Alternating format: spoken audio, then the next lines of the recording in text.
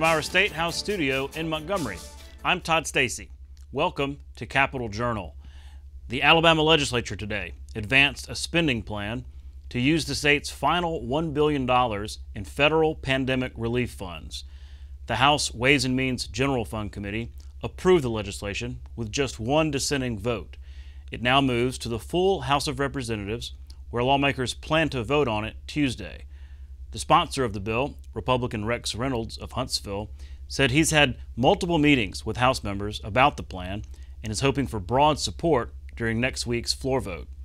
As a refresher from yesterday, here's a breakdown of where that money is directed in the bill.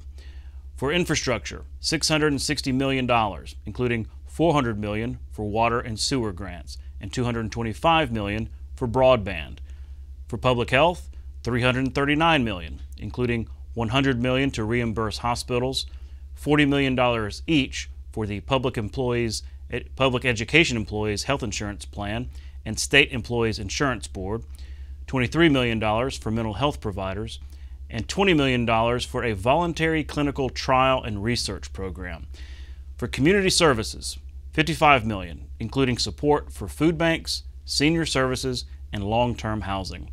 There's also $5 million for the Alabama Department of Labor for its expenses in responding to unemployment issues during the pandemic.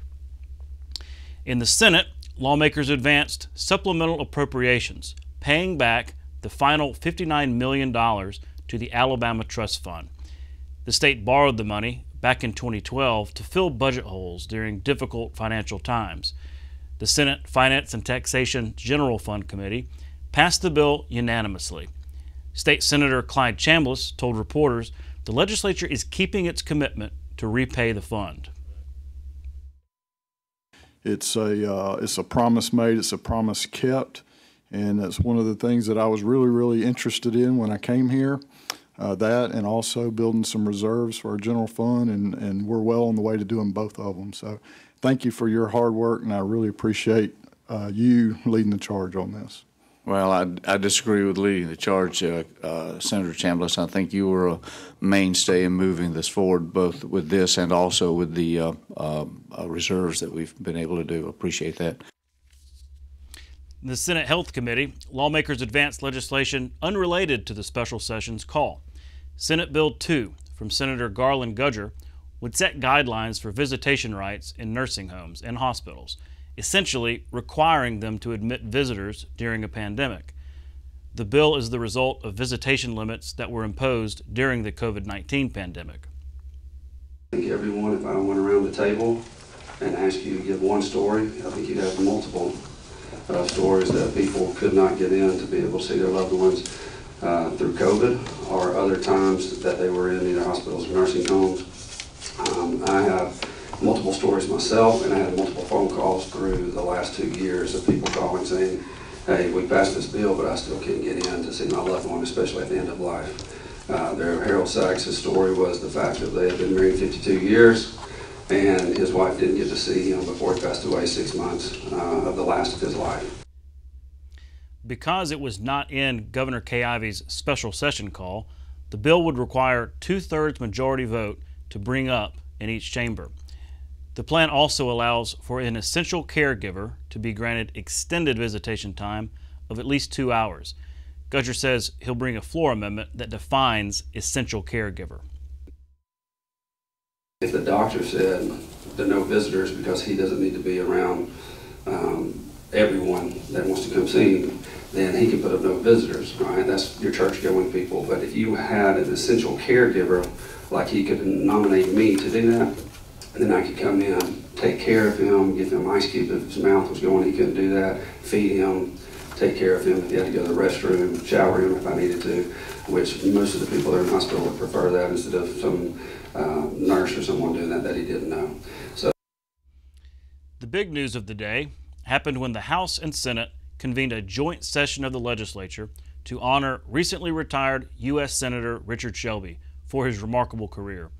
Shelby's political career actually began in the legislature when he was elected to the state Senate in 1970. More than 100 of the state's top political leaders gathered for a lively event, telling old stories and recounting Shelby's legislative accomplishments. Economics drives politics. Economics drives opportunity for all of our people. Schools, good education, good infrastructure, all of this, it's all commerce for a better life for our people, opportunity for everybody. I've tried to run that road and push that road, and I think, but I'm proud, I thank the people, I've done it many times, for sending me to the state senate as a young guy. I thought I was going to come down here and run things, but after 2 days I knew I wasn't. You know? All of you have been there. And when I got to the U.S. House of Representatives, I thought, there are 435 of them, but gosh, I bet I could help run this place. But I realized I was going to have to work with them to get anything done. And I went to the U.S. Senate, and I wondered, I had arrived after that, 36 years ago. That was it. And I thought, how did these other guys get here after I got there? You know, they wondered how I got there. But thanks to the people of Alabama, and I owe them so much. You owe them a lot. And you're the future, this legislature, the governor and everything. We're on a roll in Alabama. We've come a long way. We got some challenges. You have them here. But I've always thought we're in this together. After the event, I sat down with Shelby there in the Capitol to discuss his legacy achievements and memories from a long political career. That interview when we come back. You can watch past episodes of Capitol Journal online at video.aptv.org. Capitol Journal episodes are also available on APTV's free mobile app. You can also connect with Capitol Journal and link to past episodes on Capitol Journal's Facebook page. And you can listen to past episodes of Capitol Journal when you're driving or on the go with Capitol Journal podcasts. I'm pleased to be joined by recently retired United States Senator Richard Shelby, who was moments ago honored at a special event here in the Alabama State Capitol. Senator, thanks so much for taking a few minutes to spend with us. Thank you, Todd, for having me. You were just honored here at this event in the Capitol, in the old House chamber, and it strikes me that's kind of where you got your start, there on the House floor in the State House here in the Capitol. Does it bring back some memories being in that room? It certainly did, and I alluded to that today. It was 52 years ago. It seemed like yesterday, 52 years ago, that I first came to the State Senate right across the hall. And I spent time, of course, in the House and the Senate here, and I thought, like, full circle. Yeah, well, I enjoyed hearing some of the memories, you know, back and forth, especially you and Senator Wagoner, kind of ribbing each other a little bit. Kind of crazy that he was here when you got here and is still here once you're retired. He's had a long service. I think he had a few years broken, but consecutive, probably longer than anybody. I think he served the state of Alabama, his constituents well. He's an old friend of mine and on top of things. Well, let's talk about your career and your legacy. There have been several events around the state and in Washington celebrating that legacy.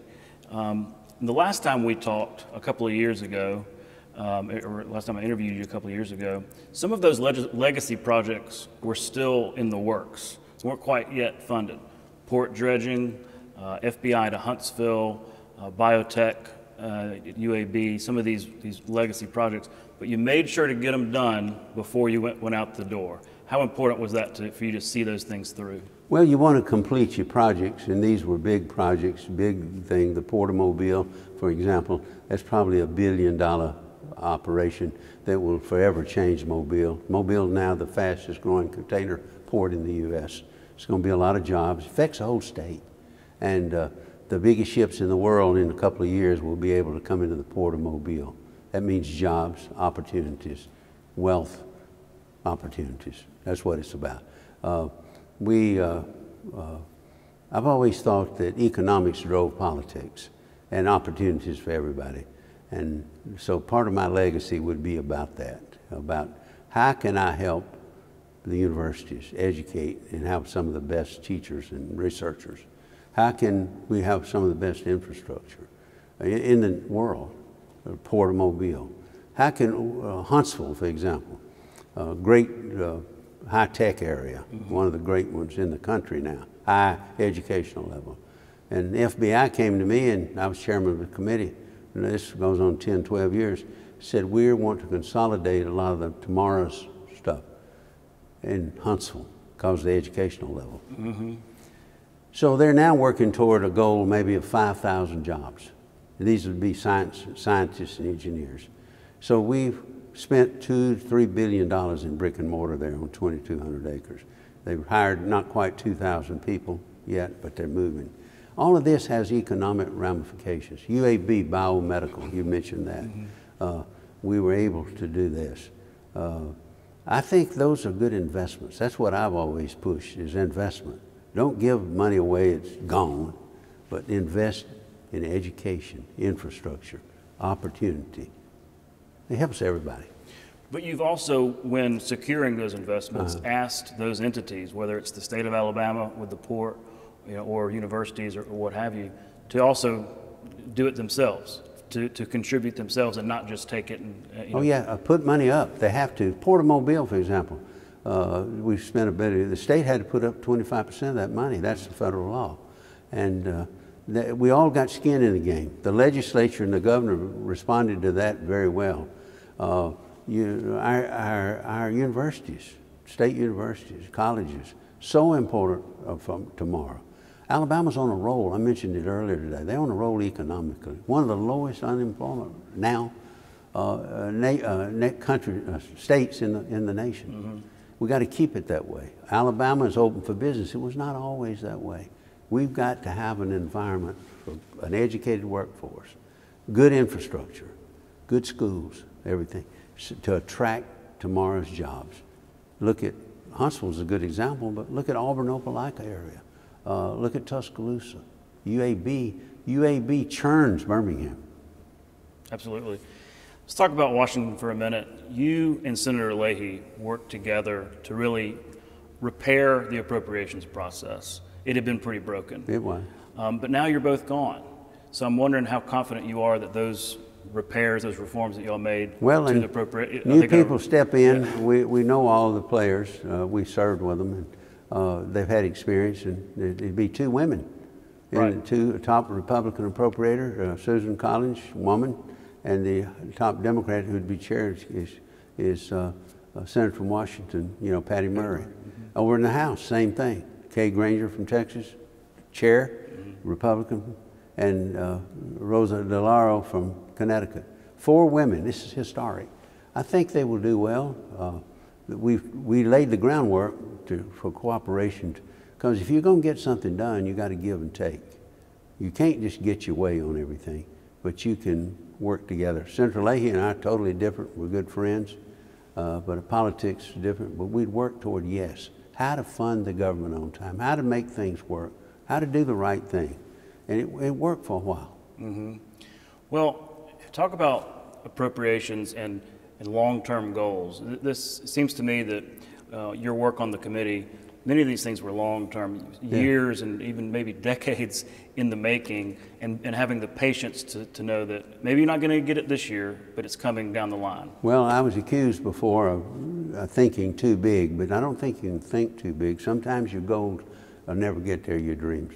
But my goals were always macro, big things, not little things that get people in trouble politically and amounts to nothing at the end of the game, but serious things like engineering, funding, making sure that in Alabama, Auburn, Alabama, UAB, US South Alabama and Mobile, Huntsville, have some of the best and finest engineering science facilities in the world. And they do. It's cost billions of dollars over years. Same thing with the Port of Mobile. That was working a 20-year deal, 20 years. Endowments for our science and engineering professors. I worked on that 14 years, but it was not a small thing. It was $100 million. Your successor, Katie Brett, is off to a fast start up in Washington. I'm curious what advice you had for her when she finally won that job. Well, she's very able. Katie was my chief of staff, worked in other jobs with me. I'm very high on her, and I think the people of Alabama are too. She's off to a great start. She went on appropriations and banking and Rules Committee straight on. Big wins. And oh, big thing for Alabama. You'll hear a lot from her. She's hit the ground running already there. I don't give her any advice. She's self-propelled, and I believe she'll serve our country and our state well. Mm-hmm. Well, I have to ask you, you know, after this long career, do you miss it yet? Do you miss the Senate yet? Well, you miss everything, but you know, we're all part of whatever we've experienced over the years. I miss the state legislature. I was here 8 years. I miss the U.S. House. I was there 8 years. And I'll miss the Senate always, 36 years, 6 terms.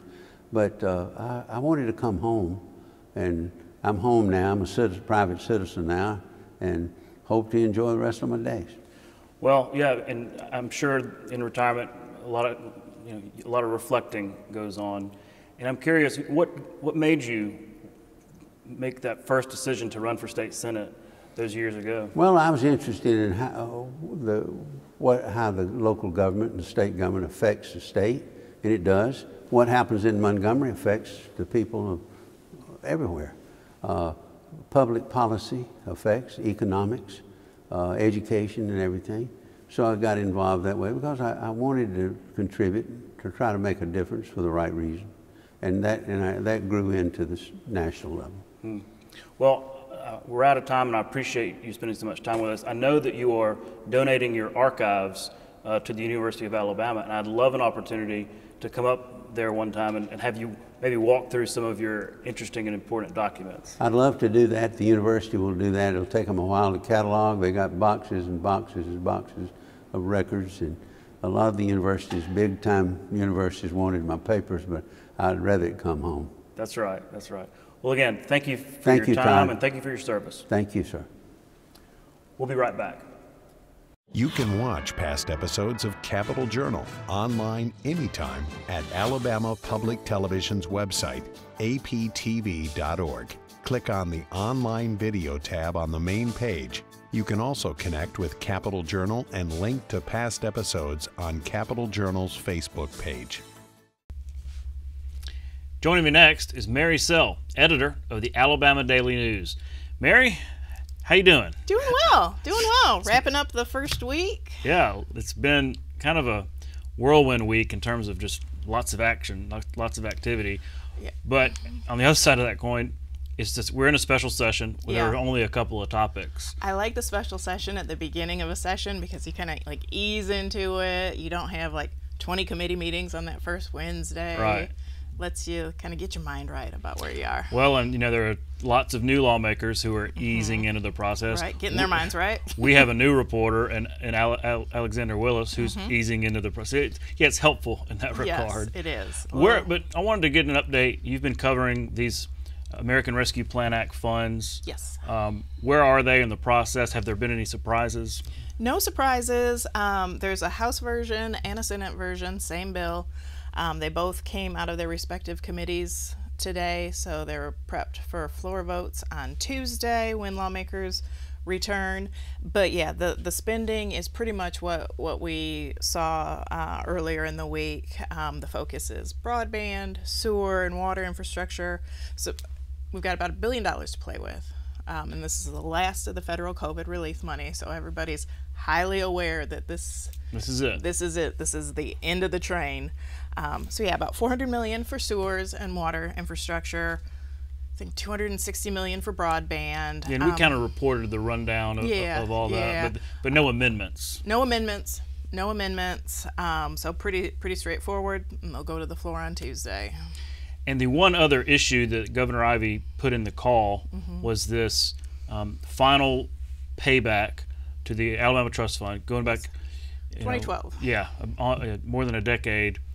Lawmakers borrowed that money. Yeah, and now lawmakers and Alabamians approved this. Because it was a constitutional amendment. A constitutional amendment to borrow $437 million from the Alabama Trust Fund. And I mean, you remember back 2012, things were tight. I mean, we were talking about if we didn't do this, we were going to have to cut a lot of essential services, Medicaid, more mental health cuts that really affected people, children's services, senior services. So yeah, we borrowed $437 million. The lawmakers came back and they did come up with a plan to repay it all. That was sort of the pledge. And so things are looking much better now, and the bill, it's Senate Bill 1 from Senator Greg Albritton, it would pay back the last remaining chunk, about almost $60 million. It would come out of the general fund this fiscal year. And no trouble with that either, right? Easy peasy. In his committee this morning, no amendments. Everybody, there was a lot of, this is a promise made, a promise kept kind of thing. So, and I think every senator is a co-sponsor on this bill. So it'll go to the floor Tuesday. That's a good sign. Yeah, you feel good about that. Well, sticking on the general fund for a minute, this announcement came, I guess earlier this week, that the prison system is going to give a major pay increase for prison guards, really in an attempt to hire more guards. Yeah. Tell me about this. So you remember in his budget presentation late last month, Commissioner John Hamm told lawmakers that they're still down. They're down about almost 700 correction officers in prisons. We're under a federal court order to up that number. Haven't been able to do it. We've been under that court order for years now. Haven't been able to do it. And Hamm was very candid. He said, if you guys have any ideas, I'm all ears. But so they sent out this press release Monday, and a corrections officer trainee at maximum security facilities will now make $55,855 a year. I had to write it down. Yeah. And that is up from previously. It depended on your education level, but it pay ranged from like $35,000 to $38,000. So it's just a $20,000 increase. That's huge, and it's being advertised on their website right now. I checked with personnel, and that increase was approved by the state personnel board and the governor back in February for this month. It's a big increase, but also, I mean, $55 grand. That's real money. I mean, that's real money. That's more than a teacher makes. Right. That's a bit. And I mean, it's for a good reason. It's an incredibly dangerous job. Incredibly dangerous, incredibly stressful. I mean, literally, we've had prison guards killed in recent years in Alabama prisons, and hurt. And so it is extremely, extremely dangerous.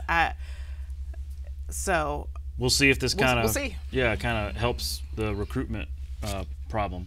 Yeah. And there were also, I should mention, there were also pay increases for current staff members and some pay differentials depending on the location. So I have not seen a total cost on this yet, and I'm sure we'll hear more about that as budget discussions. Yeah, and I thought it was curious that Commissioner Hamm didn't mention this in his budget hearing. I mean, maybe it wasn't ready yet, but it's just kind of that's significant. Like when we first got that press release, I was like, how did they do this? Because you don't hear about. That's when you want to announce your good news, right? You don't hear about raises this substantial very often. Switching gears back to the session, a surprise today in that, because during a special session, no other issues come up except what are in the call unless they vote overwhelmingly to bring it up. And this one bill came up having to do with hospital and nursing home visitation rights from Senator Gudger. Yes. Senator Garland Gudger from Coleman. This has been an issue of his for a couple of years. He had a bill back in 2021 at the height of COVID when we had so many tragic stories about people in the hospitals and being restricted from seeing their loved ones. He had a bill that I think his intention was to open up the visitation more at hospitals, and I don't think it's worked out quite as he intended. This Senate Bill 2, which got a favorable report this morning in the Senate Health Committee, would require hospitals, healthcare facilities, including nursing homes, to come up with policies, but it also, there's a lot of things in there that they wouldn't be able to do. Wouldn't be able to require any sort of vaccination proof, and basically says that you have to let people have visitors during visiting hours. It's something that he's been very passionate about for a couple of years. And I think, it came out of the health committee pretty quickly and with not a lot of issues. But as you mentioned, this is a special session on the two items that the governor put in her call. A bill outside that call can move forward, but it needs a 2/3 vote in both chambers. Whereas other in a normal session, it would just need a simple majority. Yeah. So whether we see it move next week during the special, which I think is very much Senator Gudger's intention, or whether it waits until the regular session, I think then we would see it move very quickly. And this is an issue that I think people, I mean, everybody had somebody in the hospital. Everybody has a story about how rough that time was, and the hospitals admit that. I mean, they hated that too. But they were, at the time 2 years ago when Gudger was trying to expand this, they were saying, you know, our hands are tied by federal regulations. So I'm not sure that a whole lot of that has changed since. Something to watch for sure going forward. We're out of time, but Mary, thanks again for That went all quick. your yeah, it tends to. And we'll see you next time. All right, thanks. That's our show for tonight. Thanks so much for watching. We'll be back tomorrow night with more coverage of the Alabama Legislature right here on Alabama Public Television. For our Capitol Journal team, I'm Todd Stacey. We'll see you next time.